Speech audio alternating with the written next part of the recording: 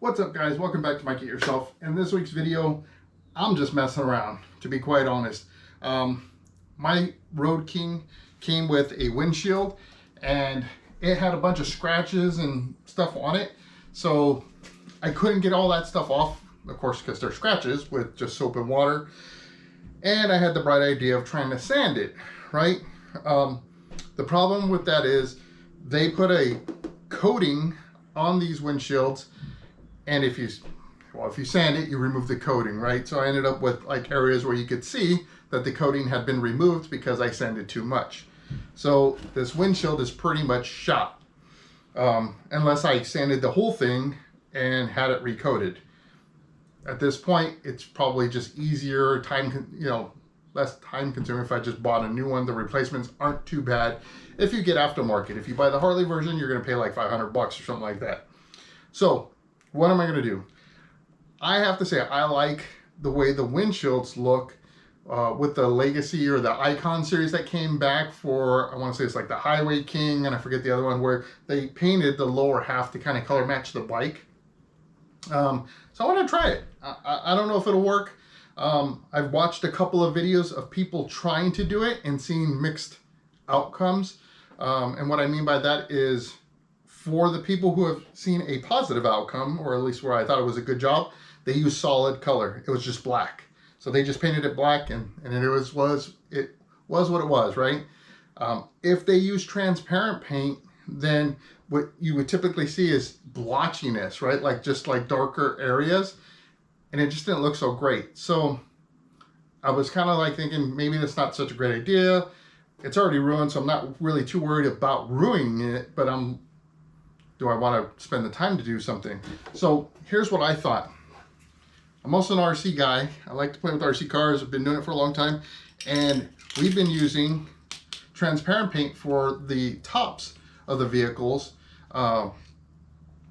And so it's a different kind of paint. Well, so I don't know any of the science behind it, but it is a little bit different. So I wanted to try this because when we've done the tops in the past, when I was younger, I never saw any blotchiness, or at least I don't remember. So I wanted to give this a try. They're like $7 a can, so it's not too bad. I bought 2 cans. The one thing I am gonna do that's I've never done before, even though this is a little can, I'm gonna try that process of using a reciprocating saw to shake it up really good, because I want to make sure all that paint is mixed with the hardener or whatever the hell else they put into this, so I get a smooth finish. So I don't know what this is gonna look like. Maybe it looks like hell, maybe it looks amazing, and it'll look cool on the bike. I don't know. Let's try it out, see what we get. All right, so the first step was I used some of this Rain-X automotive glass cleaner and wiped it down with a microfiber cloth just to make sure I got anything that's going to get caught under the paint. Like I said, I don't know what this is going to look like, so we'll see how it goes. But now at this point, I'm going to use some painter's tape to protect this upper side. I'm not too worried about the face part of it because I'm going to keep it down this way. So we're going to be painting from this side. Is it possible that some of the paint could float around it? Yes. Again, if I was a professional, I would be taping this thing all up. I'm not by far. So let me get this taken care of. I got to tape it up, and then we'll shake the paint. I'll show you how I'm going to do that, and then we'll start laying it on. See what happens. All right, guys. So now it's time to shake this thing up. We're going to try this method. I'm hoping it just ends up or I hope it doesn't just end up flying off somewhere or whatever. So we'll see. Fail. I guess I got to put this in a little bit better. I figured it was going to fail. I just didn't think it was going to be that quick.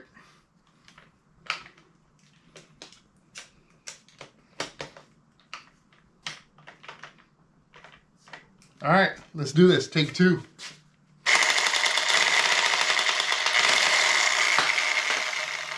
Yeah, this ain't gonna work. Gonna have to do it the old-fashioned way. All right, guys. So got this thing painted up. Like I said, we're spray painting on the inside. Been shaking my can here for about 2 minutes. Got my breathing protection because I don't want to breathe this crap in.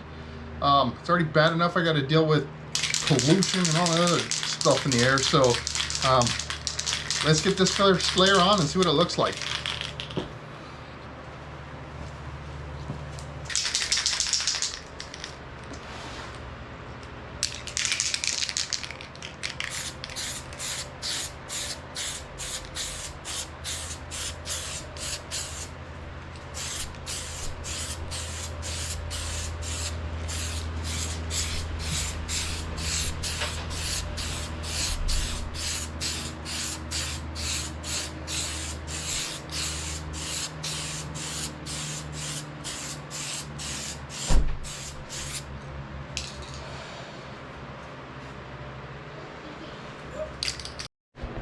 Alright guys, so we've got this first coat on.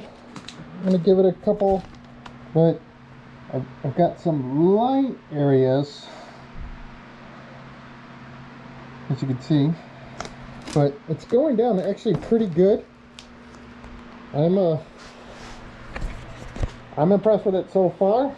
So my garage isn't the most ventilated space, so I'm going to keep my mask on.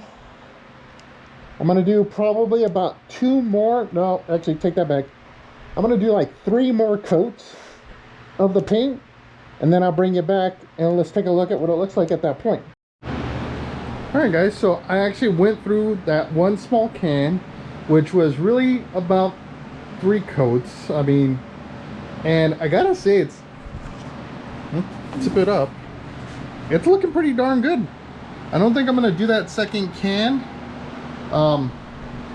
Sorry for all the background noise. I got the fans going to try to help air out the garage here because it stinks like paint.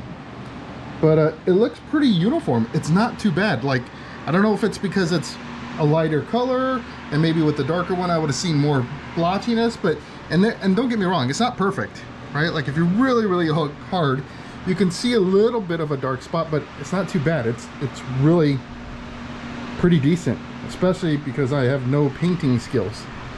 So yeah, I'm gonna peel this tape off and let's take a look.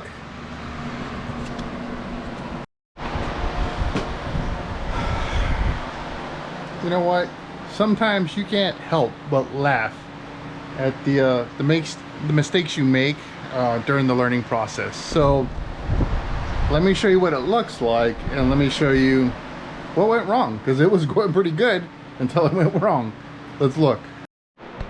So from a little bit of a distance, it actually looks pretty good.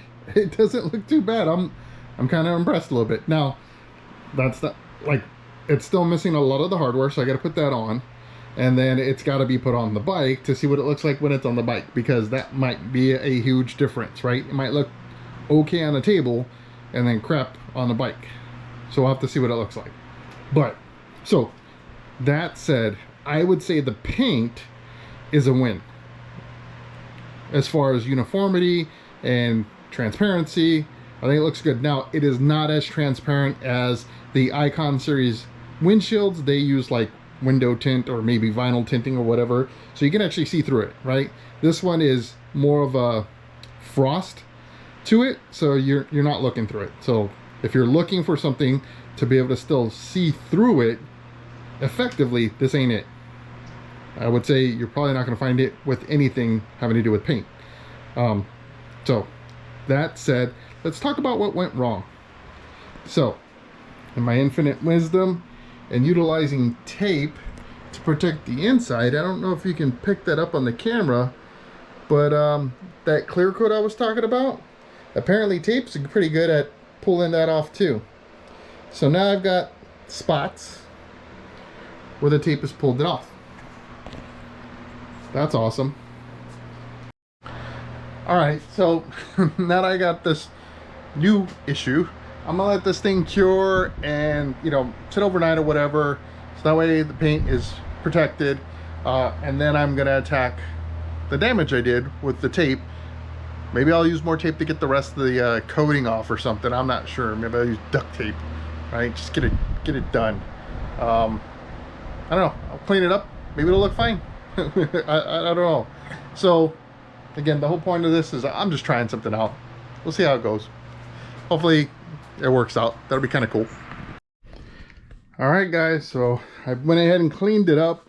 I used some plastiques, I think is what it's called by Meguiar's, to kind of help clear that up, and then hit it with some turtle wax, actually.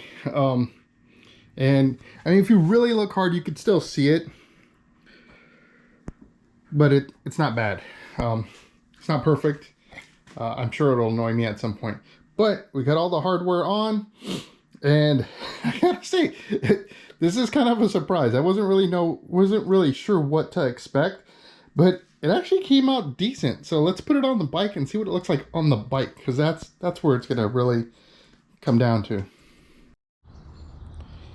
So there we go. It's on. You can definitely tell there's a difference in the shades of blue. No doubt about that. So I'm not under any kind of illusion that it doesn't match. So possibly the darker blue may have matched better. But I was kind of on the fence. Like I said, I was worried about the whole blotchiness problem with the paint. But this Tamiya RC paint, or whatever you want to call it, it did a very nice uniform job. So it's actually pretty good. Let's take a look at it from the, if you're from the right inside. That's what it would look like as a rider. So you're able to still see, but, or see through the top, of course, but yeah, it's like frosted, right? So now, guys, tell me what you think. Again, it's not meant to be on there every day. It's not to make it a show thing for this particular bike. It's not the style for the Vicla. So really the intent was to try to revive a windshield I screwed up, throw a little, you know, style to it, using the idea or the concept that Harley put together for their Icon series. And yeah, let me know what you think. All right, guys, so that's gonna be a wrap for this week's video. Like I said, just messing around. Things were looking pretty good. Of course, it went a little sideways on me there with the tape ruining some of that protectant or whatever, that coating that they put on there. But I was able to turn it around and ended up with a pretty decent product. So if you're like me and you kind of dig that style, you got yourself a stock windshield and you're not looking to spend a ton of money on a Harley Davidson branded Icon series windshield so you can get the same effect, pick yourself up a can of hobby store paint. So this is the brand I use, Tamiya. They've been in the hobby business or RC car business, well, RC radio control stuff for years. So yeah, like $7-8 a can. So I hope this kind of helps you out. It's kind of cool. And yeah, I hope you enjoyed it. Until my next video, I hope to see you in the wind.